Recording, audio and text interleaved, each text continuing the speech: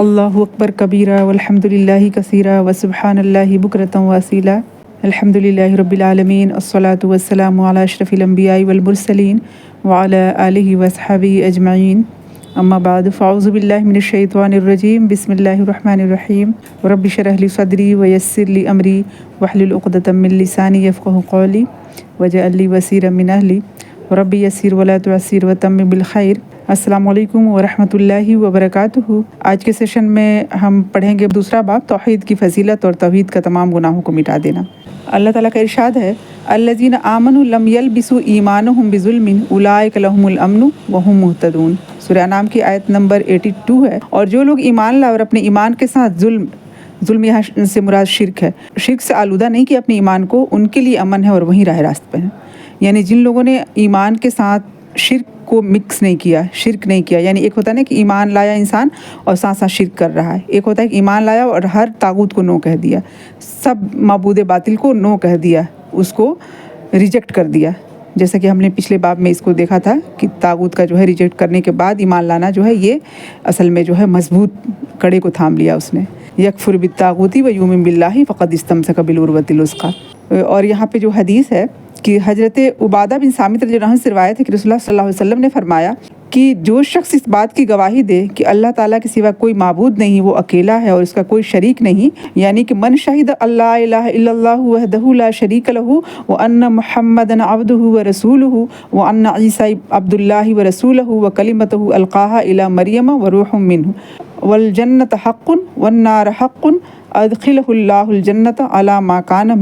من العملی۔ صحیح بخاری اور صحیح مسلم دونوں میں یہ حدیث بیان کی گئی ہے۔ میننگ کیا ہے کہ اللہ تعالیٰ کے سوا کوئی معبود نہیں۔ جو شخص یہ کہے گا، اس کا اقرار کرے گا کہ اللہ کے سوا کوئی معبود نہیں، وہ اکیلا ہے اور اس کا کوئی شریک نہیں، اور حضرت محمد صلی اللہ علیہ وسلم اس کے بندے اور رسول ہیں، اور حضرت عیسیٰ علیہ السلام بھی اللہ تعالیٰ کے بندے اور اس کے رسول، اور اس کا کلمہ جو اللہ تعالیٰ نے حضرت مریم علیہ السلام کی طرف ڈالا تھا، القاء کیا تھا، اور اس کی طرف سے بھیجی ہوئی روح تھے۔ اور جو شخص اس بات کا بھی گواہی دے کہ جنت اور جہنم برحق ہے، کہ جنت بھی حق ہے اور جہنم بھی حق ہے، تو ایسے شخص کو اللہ تعالیٰ بہرحال جنت میں داخل کرے گا، خواہ اس کے اعمال کیسے بھی ہوں۔ سوچنے کی بات ہے کہ نا،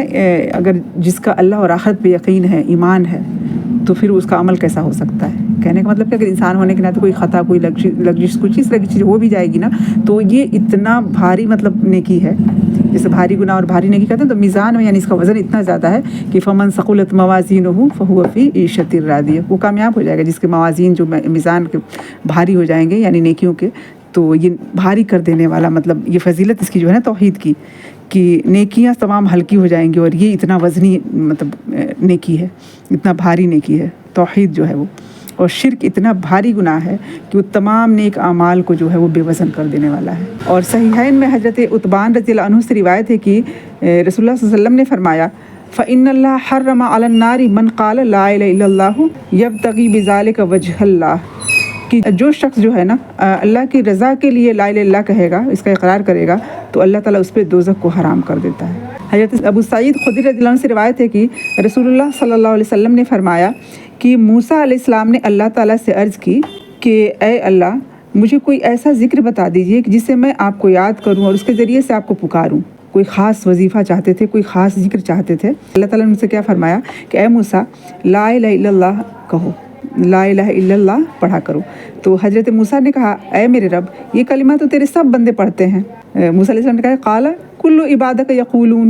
یقولون ھذا، یہ تو سب کہتے ہیں، یعنی یہ تو مطلب ان کو لگا کہ یہ تو بہت خاص نہیں ہے، اسپیشل کوئی وظیفہ نہیں ہے، کوئی اسپیشل دعا اور کوئی اسپیشل کلمہ اس طرح کا تو نہیں ہے، یہ تو سب جانتے ہیں، سب کہتے ہیں، یہ تو عام سی بات ہے۔ تو اللہ تعالیٰ نے کیا فرمایا وہاں پہ؟ تو اللہ تعالیٰ نے فرمایا کہ اے موسیٰ، اگر ساتوں آسمان اور ان کی مخلوق بجز میرے اور ساتوں زمینیں ترازو کے ایک پلڑے میں ہو اور لا الہ الا اللہ دوسرے پلڑے میں ہو، تو لا الہ الا اللہ ان میں سب سے وزنی ہوگا۔ یعنی جو بھاری اور کہتے ہیں نا بھاری گناہ اور بھاری نیکی، تو یہ وزن کے حساب سے، یعنی کہ وہ جیسے دنیاوی طور پہ بھی اگر ہم کچھ مثالیں دیکھیں نا، تو جیسے سونا ہے تو وہ اگر تھوڑا ہو، بہت تھوڑا ہو، اور دوسری چیزیں جیسے اس کے مقابلے میں جیسے مٹی ہے، پتھر ہے، وہ ٹرک کے ٹرک ہوں، تو اور وہ 1 کلو ہی ہو، 2 کلو ہی ہو، تو اس کی مالیت، اس کا ویلو، اس کا جو مطلب وزن کہنے کا مراد یعنی اس کا ویلو جو ہے وہ زیادہ ہوتا ہے۔ تو اس طرح سے اعمال میں بھی اس طرح کے اعمال ہیں جو کہ جن کا وزن جو ہے وہ اس میں سب سے بھاری وزنی جو ہے نا وہ توحید ہے، اور سب سے زیادہ تمام نیک اعمال کو ہلکا کر دینے والا جو چیز ہے وہ شرک ہے۔ تو اللہ ہمیں توفیق دے کہ ہم اسی سے بچیں۔ پھر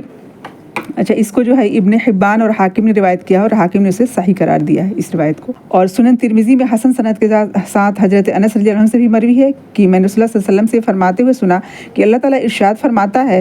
کہ اے ابن آدم، اگر تو میرے پاس زمین بھر گناہ لائے پھر اس حال میں تو مجھ سے ملاقات کرے کہ تو نے میرے ساتھ کسی کو شریک نہ ٹھہرایا ہو، تو میں اسی قدر تیری طرف مغفرت اور بخشش لے کر آؤں گا۔ یہاں یہ بات بھی توحید کی فضیلت میں یہ بات معلوم ہوتی ہے کہ یعنی انسان توحید لے کر آئے گا، شرک نہیں کیا ہوگا، تو اللہ تعالیٰ اس کے گناہ چاہے زمین و آسمان بھر کے ہوں گے تو اللہ تعالیٰ اس کو نظر انداز کر دیں گے اس نیکی کی وجہ سے۔ تو مسئلہ یہ معلوم ہوا اس میں کچھ چیزیں جو ہے واضح ہو رہی ہیں کہ کیا بات ہے کہ اللہ تعالیٰ کا فضل بہت وسیع ہے اور اللہ تعالیٰ کے ہاں توحید کا بہت زیادہ ثواب ہے۔ ثواب کے ساتھ ساتھ عقیدہ توحید گناہوں کا کفارہ بھی ہے، اور یہ کہ یہ بات قابل غور ہے کہ لا الہ الا اللہ تمام آسمانوں اور زمینوں سے وزنی اور بھاری ہونے کے باوجود بہت سے کلمہ گو لوگوں کے ترازو ہلکے ہوں گے۔ بہت افسوسناک بات، کلمہ پڑھنے والے کلمہ گو اور ان کے ترازو ہلکے ہو جائیں، اور جبکہ وہ لا الہ الا اللہ کا اقرار کرتے ہیں تو بات کیا سمجھ میں آتی ہے اصل میں کہ شرک کو چھوڑ دینا مراد ہے۔ اصل میں محض زبان سے کلمہ پڑھ لینا نجات کے لیے کافی نہیں ہے۔ انسان کا جنت میں جانے کے لیے صاحب توحید ہونا شرط ہے۔ توحید کی یہ فضیلت ہے کہ انسان جو ہے وہ اس کے لیے شرط ہے کہ اس کے ساتھ وہ توحید لے کر آئے، شرک سے بچتا ہو۔ سب سے پہلی بات اور جو امپورٹنٹ بات ہے وہ تو توحید کی فضیلت میں یہ تمام چیزیں الحمدللہ ہم نے دیکھی، جیسے کہ اس میں اور بھی بہت ساری چیزیں جو بیان ہوئی، جیسے اللہ کی خوشنودی کے لیے یعنی جو لا الہ الا اللہ کا اقرار کرے گا وہاں وجہ آیا، وجہ چہرے کو کہتے ہیں حدیث میں جو بات آئی ہے۔ تو اللہ تعالیٰ تو ویسا ہے لم یکن لہ کفوا احد، اس کا ہمسر کچھ بھی نہیں، اس کے برابر کچھ بھی نہیں، کمپیئر نہیں کیا جا سکتا۔ بس اللہ نے یہ بیان فرمایا ہے تو ہم اس کو مانتے ہیں اور اس پہ ہمارا ایمان ہے کہ اللہ کا چہرہ، اللہ کا ہاتھ، اللہ تعالیٰ کی جو صفاتی نام ہے نا، اس کا رحمان ہونا، اس کا رحیم ہونا، یہ تمام چیزیں یہ ایمان میں ہی شامل ہیں، لیکن وہ کس طرح سے ہے وہ ہم اپنی طرف سے امیجن نہیں کر سکتے ہیں۔ تو نیکسٹ ویک انشاءاللہ تعالیٰ ہم حقیقی موحد بنا حساب جنت میں جائے گا باب تیسرا جو ہے اس کو اسٹڈی کریں گے انشاءاللہ تعالیٰ۔ اس میں جو ہے جو بھی باتیں ہوں گی اس کو غور و فکر کریں گے، تو اللہ تعالیٰ توفیق دے کہ ہم شرک سے بچیں اور توحید ہمارا مضبوط ہو انشاءاللہ تعالیٰ، کہ اللہ تعالیٰ ہم سب سے راضی ہو۔ سبحانک اللہم و بحمدک نشہد ان لا الہ الا انت نستغفرک و نتوب الیک۔ سبحان ربک رب العزت عما یصفون وسلام علی المرسلین والحمد للہ رب العالمین۔ السلام علیکم ورحمۃ اللہ وبرکاتہ۔